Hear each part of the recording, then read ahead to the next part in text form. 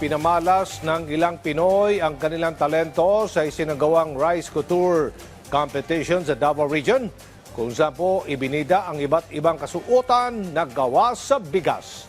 Silipin natin yan sa ulat ni Jason Amisola ng PTV Davao. Isa-isang inirampa sa mga modelo ang mga kakaiba at nakakabilib na mga nilikhang fashion clothes.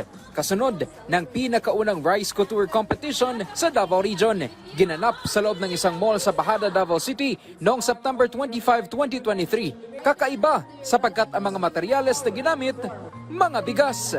Sa panayam kay Lucille Camarines, Chief Information Officer sa Agricultural Training Institute 11, sinabi nito na kasunod ang kanilang aktibidad sa National Rice Awareness Month celebration sa buwan ng Nobyembre. So nagpahigayon mi ani because we want to promote ang talent sa ato ang mga young farmers. Unsa sila ka creative because ang mga contestants ani is ang ato ang mga young farmers coming from the different provinces sa Davao region. Dagdag nito, gusto rin nilang bigyang diin na hindi lang nagliliminta sa produksyon ang paggamit sa bigas.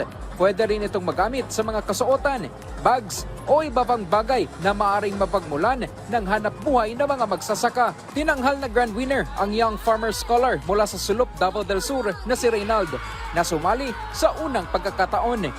Ilan sa ginamit nito na materyales ang rice straw, rice grains at dried rice panicle. Wala ko nag-expect kung nga ma-champion. First year college ko, nagabaklay man ko pa gikan sa mong house then to sa mong school din.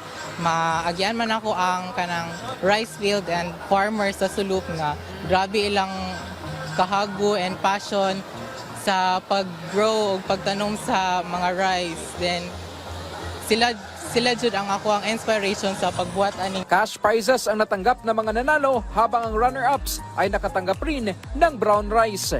Aasahan na magpapatuloy ang Rice Couture sa susunod na mga taon. Silbing paalala na mapromotar ang mga programa sa Department of Agriculture sa Davao Region. Mula rito sa Davao City, Jason Amisola para sa Bayan.